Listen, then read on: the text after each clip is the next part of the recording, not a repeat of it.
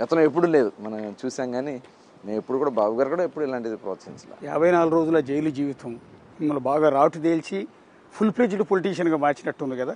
Jail జీవితం మార్చడం రాష్ట్రం నష్టపోతుంది. ఇవాళ చూసాం, చంద్రబాబు నాయుడు గారి విజన్ చూసాం. ఇంకా ప్రజలేదో జగన్మోహన్ రెడ్డి ఇంకేదో చేస్తాడని చెప్పి చూసాం. ఇవాళ రాష్ట్రం ఏమైపోయింది? 3 రాజధానుల పేరు పెట్టాడు. అక్కడ ఆడబిడ్డల్ని నడిమే రోడ్ల మీద ఈట్ చేసి రక్తాలు గారేలాగా చేశాడా? నిజంగా చాలా బాధ అనిపించింది. ఆ ఇష్యూస్ కాదు, చాలా ఇవాళ ఇండస్ట్రీస్ పోయినాయి. యువతకి ఎక్కడుంది? ఎంప్లాయ్మెంట్ ఎక్కడుంది? యువతకి ఎంప్లాయ్మెంట్ లేదు. ఇవాళ వ్యాపారస్తులు ఎవరు కూడా ఇవాళ హ్యాపీగా లేరు.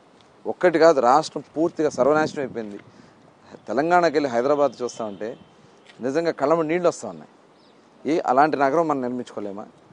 అలాంటిది ఇవాళ ఈ ముఖ్యమంత్రి కక్ష సాధింపు వల్ల ఇలా అయిపోయింది. ఇవాళ ప్రజాస్వామ్యం లేదు ఆంధ్ర రాష్ట్రంలో. ఇవాళ చూడండి, ఒక ఎస్పీ పనిచేయడు, ఒక కలెక్టర్ పనిచేయడు, కింద ఉన్నటువంటి అధికారులు పనిచేయరు. కేవలం వాళ్ళని ప్రమోషన్లనో లేకపోతే ట్రాన్స్ఫర్స్ అనో పోస్టింగ్స్ పేరుతో ఇవాళ ముఖ్యమంత్రి మొత్తం కూడా టార్గెట్ చేశాడు. ప్లస్ ఈ రాష్ట్రాన్ని కేవలం ఒక 4-5 చేతిలో పెట్టాడు. మంత్రులు ఉన్నారు, ఏ ఒక్క మంత్రి కన్నా దాని మీద వాళ్ళ డిపార్ట్మెంట్ల మీద ఏమైనా ఉన్నాయా?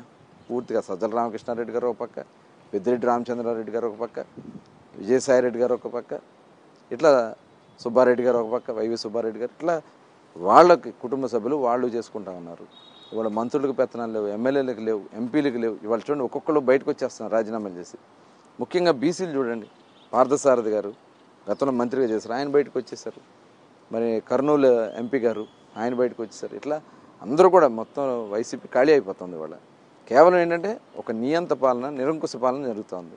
కాబట్టి ప్రతి ఒక్కరు కూడా మాట్లాడాలి. దానికోసమే జైలే కాదు, రాష్ట్ర పరిస్థితులు కూడా. ఎందుకంటే ఈ రాష్ట్రంలో పుట్టిన బిడ్డగా ఈ రాష్ట్రంలో జరుగుతున్న అన్యాయాల మీద ప్రతి ఒక్కరు కూడా స్పందించాలి.